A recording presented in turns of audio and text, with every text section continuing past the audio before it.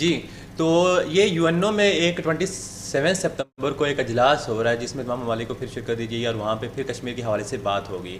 तो अगर जे फ़र्ज़ करते हैं कि वहाँ पे इमरान खान साहब जाते हैं कश्मीर का इशू लेके, तो 27 सितंबर को अगर वो इशू उनकी वो बात नहीं सुनी देती और मनफी हमें नताइज मिलते हैं, तो इस सूरत-ए-हाल में किस तरह की सिचुएशन क्रिएट होगी? पहली बात तो हमें ये सोचना चाहिए कि इंशाअल्लाह वहाँ पे हमें मुस्बत नताइज मिलें।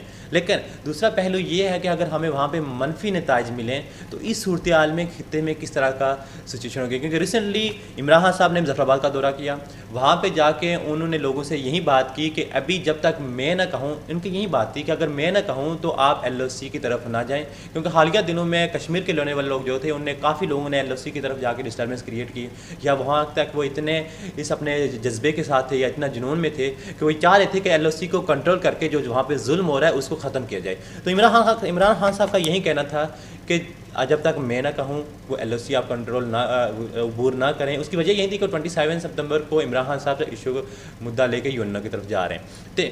तो देखें, अगर ये मनफी असरात मिलते हैं, वहाँ पे हमें मनफी नताइज मिलते हैं, तो इस सूरत-ए-हाल में हमारे पास क्या सिचुएशन होगी, हम क्या स्ट्रेटजी अपनाएंगे कि वहाँ पे इंडिया को कर्फ्यू के हवाले से आर्टिकल की आवाज़ है। तो देखें, बहुत तरह से प्रिपरेशन आ रही हैं, बहुत लोग तज्जिया नगार, बहुत लोग जितने भी लोग इस हवाले से सोच विचार कर रहे हैं या समझ रहे हैं मीडिया पे, या आप कह सकते हैं इल्म नजूम के हवाले से काफ़ी हमें मीडिया पे चीज़ें नज़र आ रही हैं जो इल्म नजूम रखते हैं, जो इल्म का रखते हैं, उनकी प्रिडिक्शन इस हवाले से मैं थोड़ा सा इंक्लूड करना चाहूँगा। तो इनकी इंक्लूडेड उनकी ये इन्फॉर्मेशन थी, या वो एक प्रिडिक्शन कह सकते हैं। वो प्रिडिक्शन ये कर रहे थे कि अगर इस तरह के नताइज ना हुए तो मे बी नवंबर में जंग छिड़ सकती है। ये मैं नजूम के हवाले से बात कर रहा हूँ, ये कोई आप कह नहीं सकते कि इन्फॉर्मेशन है, ये एक जस्ट प्रिडिक्शन थी।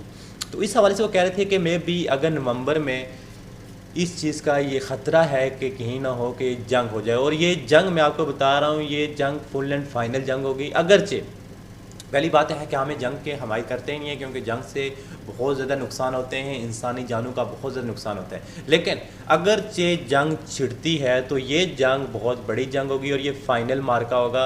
यहाँ डू एंड डाई वाला काम होगा। ये 1948, 1967, 1971 वाली बात नहीं होगी। ये फुल एंड फाइनल मामला होगा और डू एंड डाई होगा। और मैं आपको बताता चलूँ, इल्म नजूम या आप कह सकते हैं यहाँ पे जिस तरह से प्रिडिक्शन की औलिया के हवाले से, तो ये एक इस्लामिक पॉइंट ऑफ व्यू से बात करूँगा मैं यहाँ से थोड़ी सी। तो उस हवाले से जिन लोगों ने ये बात की है, आपने देखा होगा मीडिया में बहुत तरह की, या सोशल मीडिया पे लोग ग़ज़वा हिंद के बारे में बात कहते जा रहे हैं कि अगर इसमें भी हो सकता है कि ये सारी सिचुएशन ग़ज़वा हिंद की तरफ से की गई हो, या ग़ज़वा हिंद का एक आने की, मैं आप कह सकता हूँ कि मुस्तक़बिल करीब में कि ये सारी सिचुएशन जो मामला इस तरह का क्रिएट हो रहा है ये ग़ज़वा हिंद की तरफ जा रहा है। तो देखें, ये तो अल्लाह ताला रब्बुल इज़्ज़त की ज़ात है, वो ज़्यादा बेहतर जानती है। हम लोग तो प्रिडिक्शंस कर सकते हैं कुछ, अगर तो इन्फॉर्मेशन के हवाले से उस बिना पे या हालात को देख के हम तज्जिया कर सकते हैं।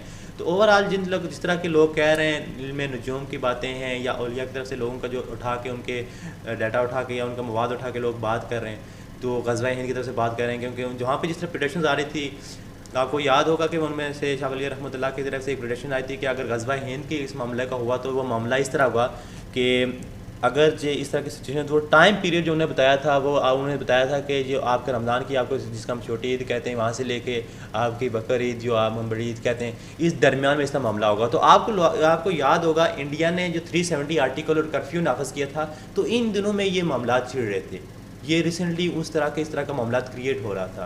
तो कुछ लोग इस चीज़ को भी उठा के बड़ा हाईलाइट कर रहे हैं। तो देखें, अल्लाह की ज़ात बेहतर जानती है किस तरह की हालात हैं। हम तो मुस्बत नताइज के उम्मीद कर सकते हैं कि अल्लाह ताला हमें मुस्बत नताइज से हमें नवाजे। तो देखते हैं किस तरह की प्रिपरेशन चल रही है। बहरहाल हालात बहुत ज़्यादा आप कह सकते हैं कि साजगार भी हैं, बहुत नाखुशगवार भी हैं, बड़े सेंसिटिव किस्म के मामलात हैं। क्योंकि इंडिया जब तक अपनी साजिशों से बाज नहीं आएगा तो उसे पूरी दुनिया में बहुत रुसवा होना पड़ेगा।